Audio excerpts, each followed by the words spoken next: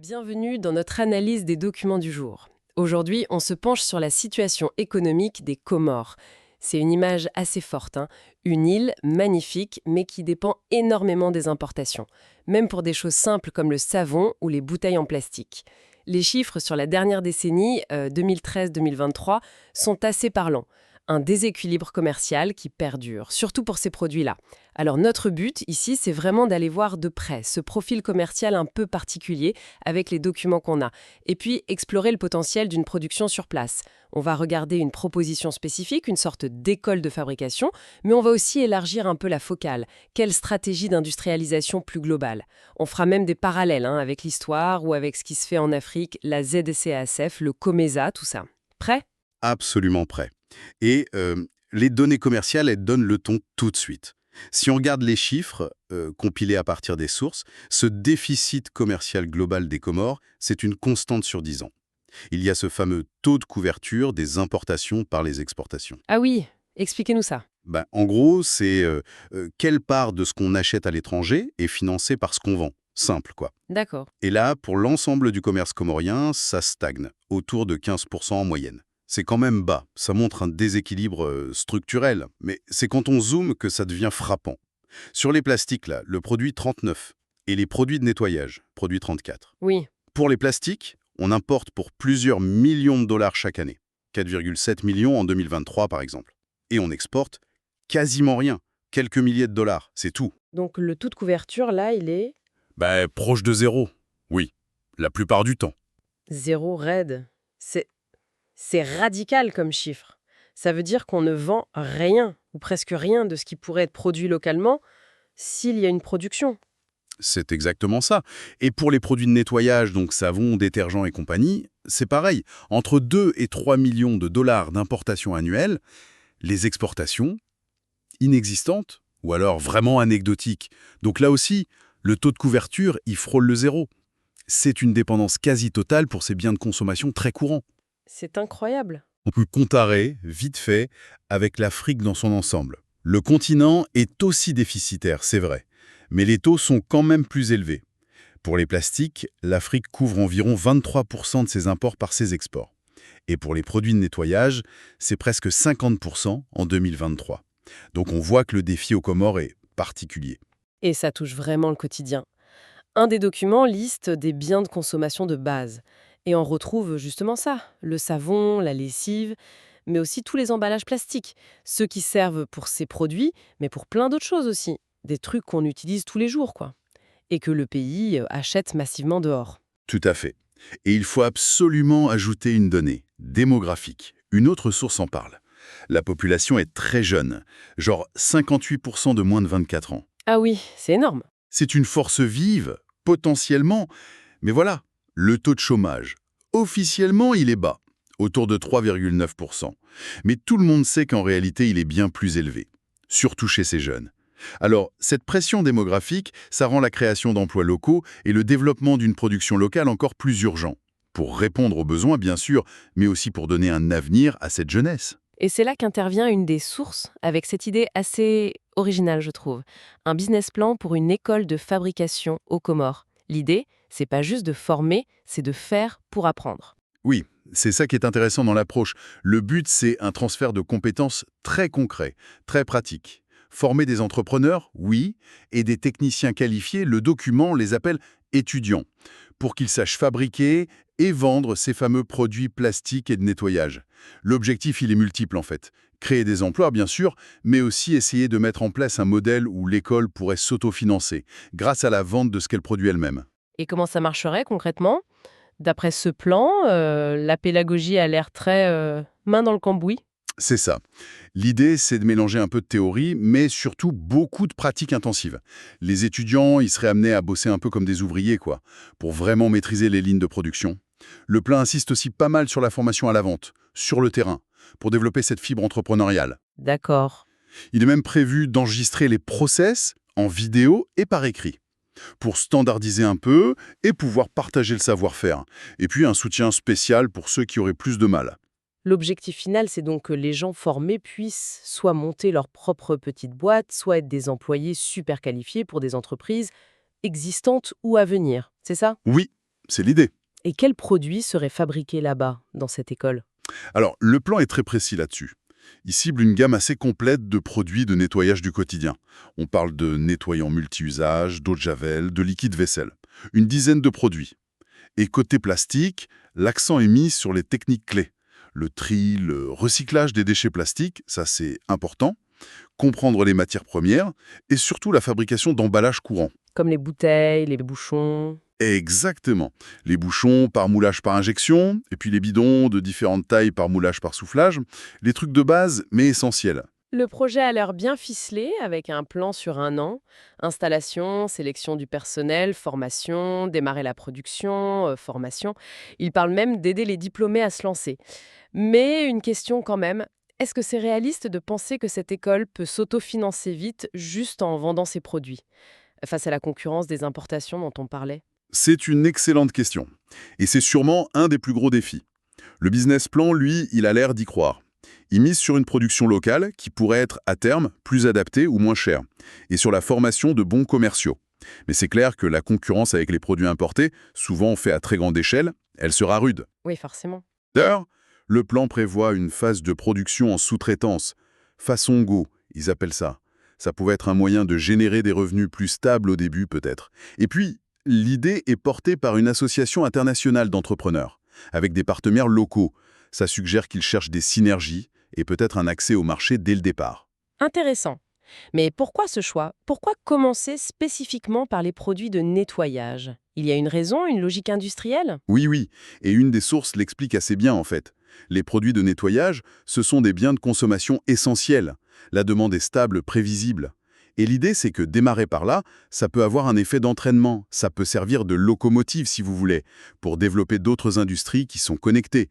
C'est une approche par étapes, quoi. Une locomotive, c'est ce qu'un autre document appelle un moteur de synergie économique, c'est ça? L'idée qu'en faisant du savon, on tire d'autres secteurs. Exactement. C'est assez fascinant de voir comment un simple produit, comme un détergent, pourrait en théorie tirer toute une chaîne industrielle derrière lui. Premièrement, l'industrie chimique locale. Pour faire du savon, de la lessive, il faut des ingrédients spécifiques. Des tensioactifs, des enzymes, des parfums. Oui. Une demande locale pourrait stimuler la recherche d'alternatives, peut-être à partir de ressources locales, ou encourager l'innovation pour aller vers des produits plus écolos. Logique. Et le lien avec les plastiques, on en parlait, c'est évident pour les emballages. Tout à fait. Bouteilles, flacons, bouchons, pulvérisateurs, c'est souvent en plastique. Donc, produire localement des nettoyants, ça crée une demande directe pour ces emballages. Et ça peut justifier des investissements dans les machines de moulage par soufflage ou par injection, et stimuler l'innovation dans les matériaux ou le design pour alléger les bouteilles, par exemple. Et qui dit production en série, dit besoin de machines, j'imagine. Précisément, c'est le troisième effet, sur l'industrie des machines, des moules et de l'automatisation. Pour faire les moules des bouteilles en plastique, il faut souvent des machines-outils de précision, les fameuses machines CNC. Et pour remplir, boucher, étiqueter, à grande vitesse, il faut des lignes de conditionnement. La demande pour produire en volume peut pousser à développer des compétences locales, d'abord dans la maintenance, puis pourquoi pas, dans la fabrication de certains équipements. Ça va loin, en effet. Le document mentionne aussi un impact sur la R&D et même sur le recyclage. Oui. La recherche pour des formules plus efficaces ou plus vertes, des emballages plus durables, tout ça peut encourager des ponts entre cette industrie naissante et la recherche scientifique. Et bien sûr, si on produit plus de plastique localement, ça rend la mise en place de systèmes de collecte et de recyclage efficaces encore plus crucial. Ça incite à penser économie circulaire dès le départ. Une autre source illustre bien ce cheminement, cette séquence. On commence par les nettoyants. Ça tire les plastiques pour les contenants. Maîtriser les plastiques, vouloir produire plus vite, ça demande des machines, ce qui peut encourager des compétences en mécanique, en fabrication d'outils. Une fois cette base industrielle un peu établie, on peut plus facilement se diversifier vers d'autres produits. C'est une vision d'industrialisation progressive qui part d'un besoin très concret. Comment ça s'intègre dans la stratégie globale des Comores? Les documents parlent du plan Comores émergent 2030. Effectivement, ce plan national, il vise à diversifier l'économie comorienne, aller au-delà de l'agriculture, de la pêche traditionnelle, développer le tourisme, les télécoms et ce qu'on appelle l'économie bleue, l'exploitation durable des ressources marines, quoi. Le plan met aussi l'accent sur les infrastructures, l'énergie surtout renouvelable et le renforcement du secteur privé. Donc, une initiative comme l'école de fabrication qui vise à créer une production locale, à développer des compétences techniques, entrepreneuriales, ça semble aller pile dans le sens de cette diversification, de ce renforcement du secteur privé. Tout à fait, ça touche directement à la création de valeur ajoutée localement. C'est un des grands objectifs de ce genre de plan en général. Une autre source, c'était une vidéo sur les politiques industrielles. Elle insistait sur un point. Il vaut mieux des politiques ciblées sur des secteurs précis que de grandes réformes générales. Et elle prenait l'exemple de la Turquie des années 30. C'est un parallèle historique intéressant, même si le contexte est évidemment très différent. Oui, la source qui détaille ce premier plan quinquennal turc de 1934 à 1938, elle est instructive. On y voit un peu les ingrédients d'une industrialisation très volontariste menée par l'État à l'époque. Un focus clair sur la substitution des importations pour des produits essentiels, textiles, sucre, papier, fer. Un financement cherché d'abord localement, puis avec des soutiens étrangers mais ciblés.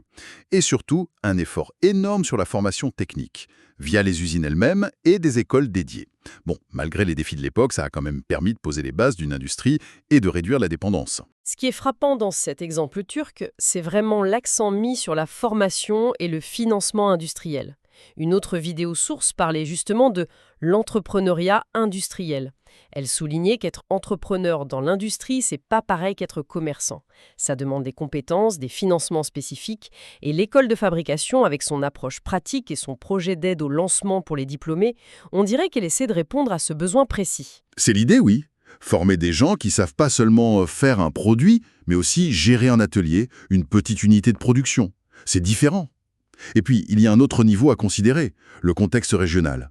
Les Comores ne sont pas une île isolée économiquement parlant. Elles font partie de grands blocs économiques africains. Oui, les sources mentionnent l'appartenance à la zone de libre-échange continentale africaine, la ZLECAFF. On utilise souvent l'acronyme anglais AFCFTA aussi. Mais aussi au COMESA, le marché commun de l'Afrique orientale et australe, et à la CDC, la communauté de développement de l'Afrique australe. Alors, quel est l'intérêt pour notre discussion ? L'objectif de toutes ces zones, c'est de faciliter le commerce entre les pays africains, réduire les taxes douanières, les obstacles, pour créer à terme un immense marché unique. Et quand on regarde la taille de ce marché potentiel, juste pour les produits qui nous intéressent là, les plastiques et les nettoyants, c'est vertigineux. Ah oui, les chiffres sont dans les documents, je crois. Pour les plastiques et les produits de nettoyage, les deux ensemble. En 2023, les importations totales des pays de la ZLECA... Là, c'était environ 13 milliards de dollars. Et pour la SADC, autour de 8 milliards. Ces chiffres donnent le tournis. Mais ils montrent surtout le potentiel économique incroyable qui existe. Si une production locale aux Comores, même modeste au début, arrivait à remplacer ses propres importations, et puis peut-être un jour à exporter vers les voisins au sein de ces marchés élargis. C'est un horizon complètement différent de la situation actuelle, quoi. Exactement. Ça replace l'enjeu au-delà des frontières nationales. Et ça souligne l'importance de viser des standards de qualité, de compétitivité qui permettent d'accéder à ces marchés régionaux. Ce n'est pas juste une affaire locale. Bon, si on essaye de rassembler un peu les fils de notre discussion, on est parti d'un constat assez dur. Les Comores importent massivement des biens essentiels, ça crée un fort déséquilibre commercial. Face à ça, on a vu une proposition concrète, cette école de fabrication. Elle mise sur l'apprentissage par la pratique, sur l'entrepreneuriat industriel, et on a replacé tout ça dans des cadres plus larges, la stratégie nationale de diversification, et puis le potentiel énorme des marchés régionaux africains. C'est bien ça. L'idée clé qui ressort, c'est peut-être ce potentiel d'une industrialisation par étapes, en commençant par des secteurs de base, comme les produits de nettoyage, qui sont capables de créer des synergies avec d'autres industries. C'est une piste. Et les exemples historiques, comme celui de la Turquie qu'on a évoqué, même s'il faut rester prudent avec les comparaisons, ils rappellent l'importance possible d'une vision stratégique, d'un accompagnement ciblé. Chaque contexte est unique, bien sûr, mais ça donne à réfléchir. Alors, pour terminer, peut-être laisser une question ouverte. Une piste de réflexion basée sur tout ce qu'on a vu dans ces documents. On a constaté que les Comores dépendent souvent de partenaires internationaux pour financer les grands projets de développement. On a aussi vu l'exemple historique d'une planification forte par l'État. Et en même temps, l'école de fabrication, elle, met l'accent sur l'initiative privée locale, sur l'entrepreneuriat. La question qui se pose alors, c'est quel serait le bon dosage? Le juste équilibre entre le soutien qui vient de l'extérieur, une orientation stratégique claire donnée par l'État comorien, et puis l'énergie de l'entrepreneuriat privé local, pour que le pays puisse construire un développement industriel qui soit non seulement durable, mais aussi, et c'est peut-être le plus important, véritablement autonome.